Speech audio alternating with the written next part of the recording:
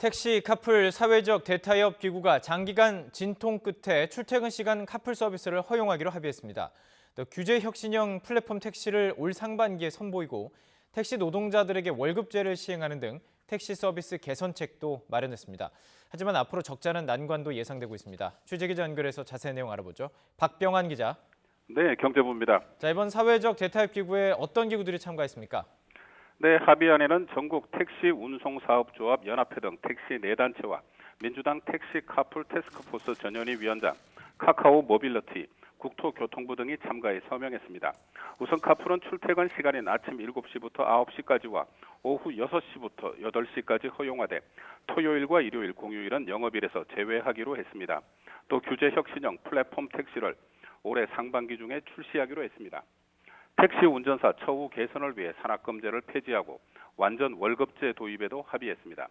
사회적 타협기구는 합의안 이행을 위해 국회 상임위에 계류 중이거나 발의 예정인 법안을 이달 임시국회 회기내 처리하도록 노력하기로 했습니다.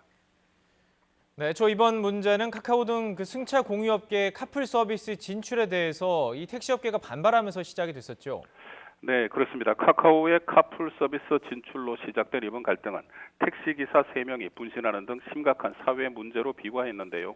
택시업계의 반발이 격화되자 카카오는 카풀 시범 서비스를 한 달 만에 전면 중단했고 대표 이사와 운전자가 고발당한 플러스는 요금을 안 받는 무상 카풀이라는 고육책을 내놓기도 했습니다.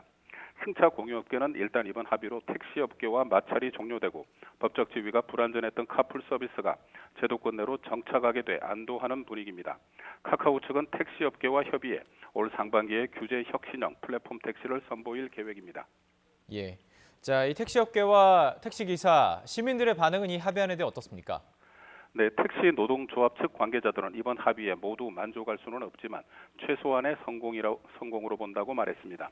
하지만 실제 택시를 모는 기사들 입장에서는 불만의 목소리도 있습니다.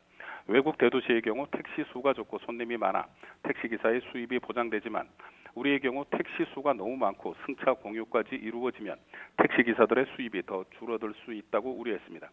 시민들은 택시 잡기가 어려운 심야에 카풀이 제외된 데 대해 아쉬움을 나타냈습니다. 자, 이번 합의안에 택시 정책 개선안도 포함이 되어 있죠.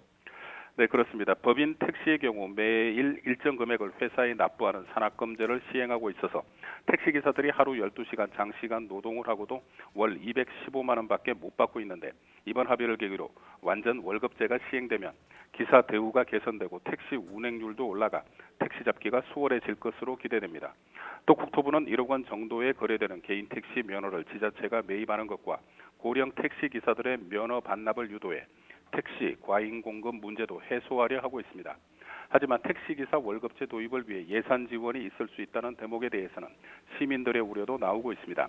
지금까지 경제부에서 전해드렸습니다.